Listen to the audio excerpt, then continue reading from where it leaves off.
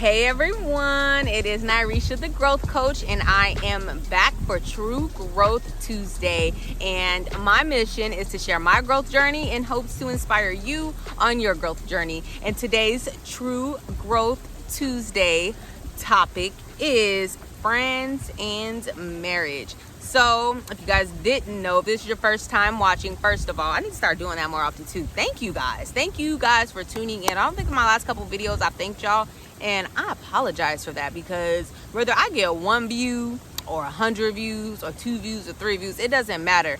Thank you so much for tuning in, and I hope that you find value. So I've been married for 6 years now to my honey bunny, the love of my life, the man of my dreams, and it has been a journey. It has been a beautiful journey, to say the least. And I've had friends, he's had friends before and after our marriage, and we've learned a lot in regards to our friends and us, and as well as our union.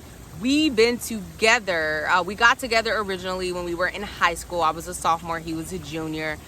We were off and on then, and then after high school, we got back together and all that good stuff. So we've been together for a long time. We've known each other for a long time. We've known each other since we were kids.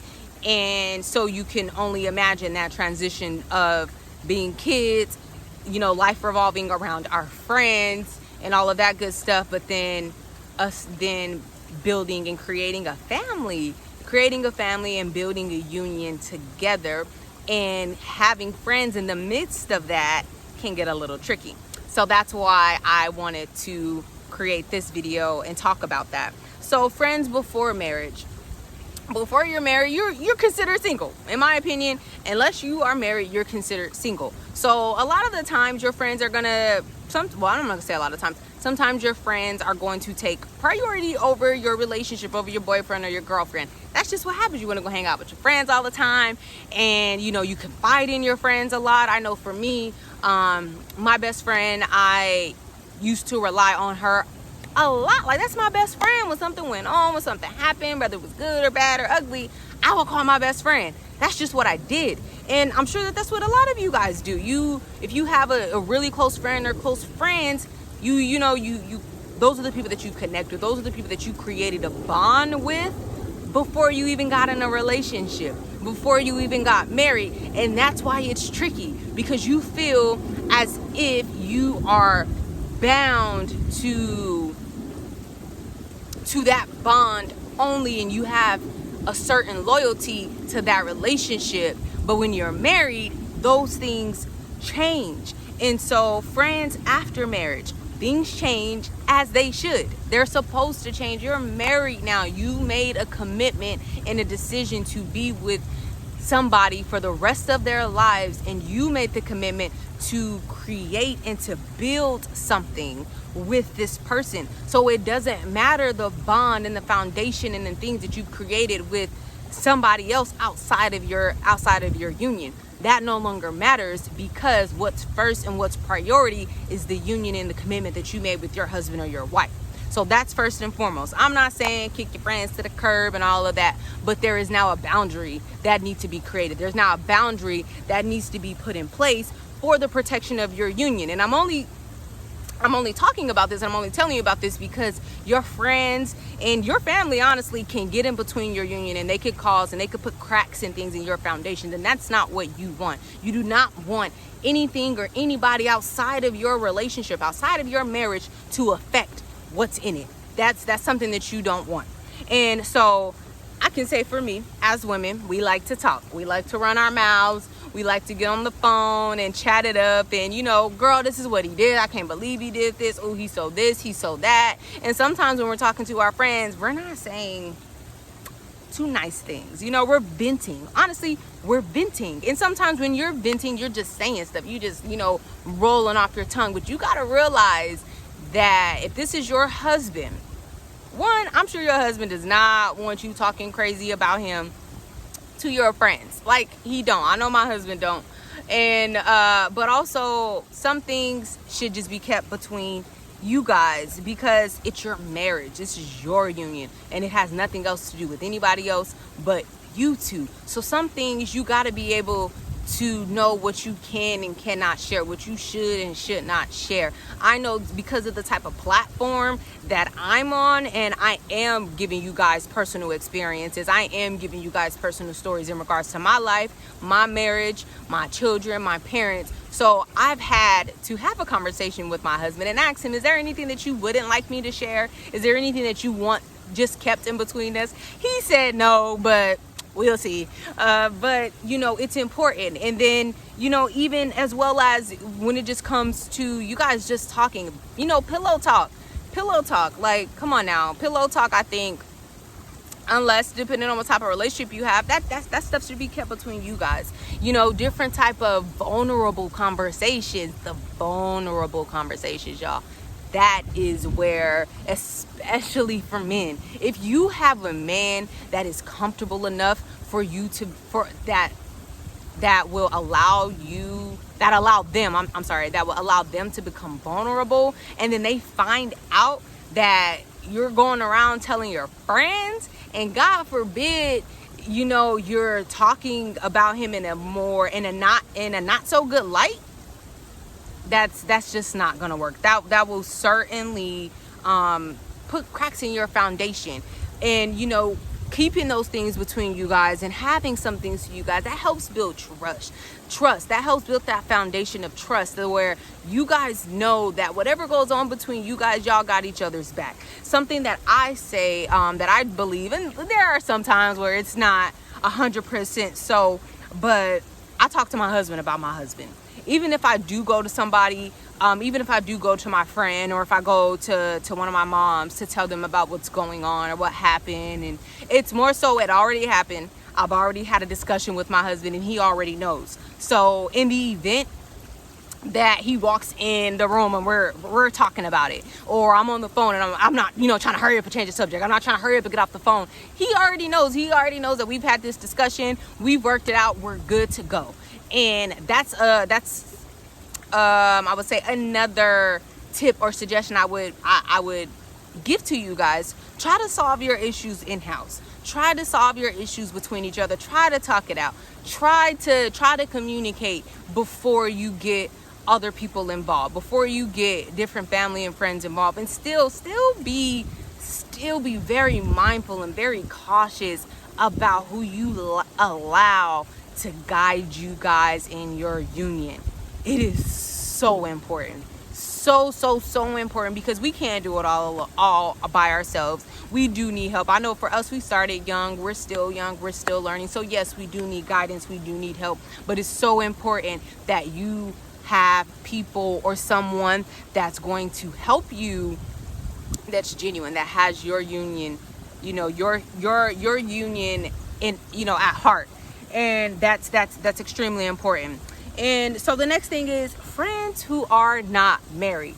Now, you get a lot of different, you know, feedback in regards to women, especially like, oh, well, they're not in a relationship, so they don't know, or they might envy you and different things like that. You are going to have friends that are not married, and you're married now, that they're not going to understand. They're not going to understand that you got to consult with your husband or your wife in regards to where you are and what you're doing. You just have to. No, it's not one of those things, you know, I got to tell him, I got to ask permission, and maybe it is, and that's a different story. But if it's just, hey, let me let him know where I'm going. Let me let him know what I'm doing. Let me let him know what time I'm going to be home, because we're a family. We depend on each other. He's taking care of the kids while I'm gone. I'm taking care of the kids while he's gone. No, it's not appropriate for me to be gone for, you know, all types of hours, or being gone late at night. I have to make sure I communicate this. And some friends that aren't married, they won't understand this. Oh, where, you know, he's controlling and this and that and this and that. And they may not understand, and they may not agree with how your relationship is in the dynamic of your relationship. But honestly, that's none of their business, and it's none of their concern. Because at the end of the day, who do you lay your head? Who do you lay next to at nighttime? Who do you argue with when stuff don't go right? Who are you having an argument with if you come home and it's too late? Who are you having an argument with if you've been all around town and haven't communicated? You got to argue with the person at home. You got to argue with your spouse. You don't got to argue with your friend. So don't allow your friend to tell you, oh, girl, you ain't got to do this and you ain't got to do that. Tell him, you ain't got to tell. Don't listen to that. That is going to cause problems in your relationship. Do not listen to single people when it comes to your union unless they're giving you value, unless they're telling you what's right, unless they're being supportive. Now, you may got those friends that's going to tell you how it is if you're not in a good environment. But again, that's not what I'm talking about. I'm not talking about that. I'm talking about just your union itself and just the dynamic of your relationship, how you guys communicate, how you guys operate, and how you guys choose to create, build a family, and all of those things. That's between y'all. That's something that you guys have to decide for yourselves. That's something that your friends shouldn't be involved in. That there's some things that your friends just shouldn't know about your union and different things like that. It's, because your union is sacred, in my opinion. Your union is something that is beautiful.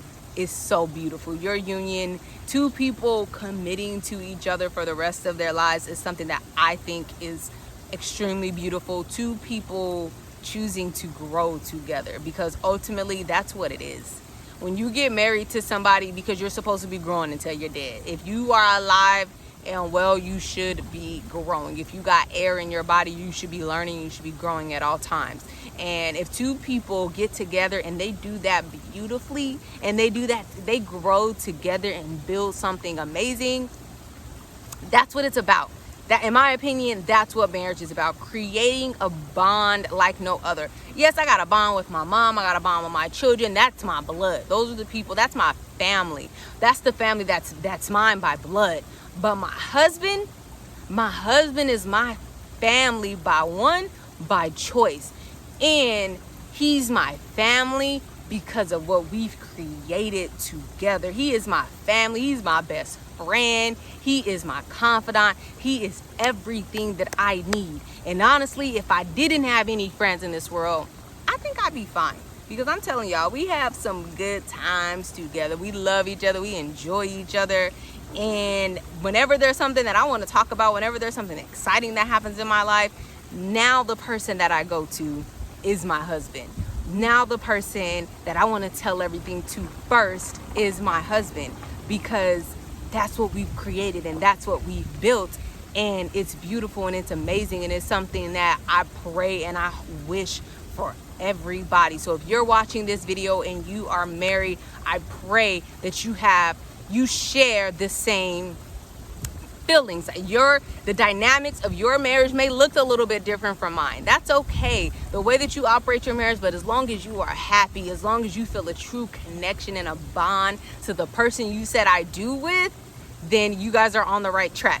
And if you are not there, and you got to find out why. You got to find out why first. Before you call it quits, find out why and figure out if it's something that you guys can fix. Find out if it just takes you two to meet each other halfway, to let a couple of things go and to pick up a couple of new things, and to say, we're going to make this work. We're not only going to become better people for ourselves, we're going to become better people for each other. And I promise you, you guys will have so many more years to come in your union. And so that's all that I have. And then before you guys go, I want to know, do you struggle with this? Do you struggle with your friends understanding and respecting the boundaries of your marriage? Do you struggle with you respecting and understanding the boundaries of your marriage? Because I know for me, I believe I did a video about this, or a podcast, that, my best friend, at the beginning, I did allow her. I allowed our friendship to get entangled. I don't mean it, not in that way. Entangled into my marriage, into our marriage, because we were all three of us were best friends. All three of us were friends before we got married. So it was a little bit tricky. However, once we weren't friends anymore, that allowed me to see how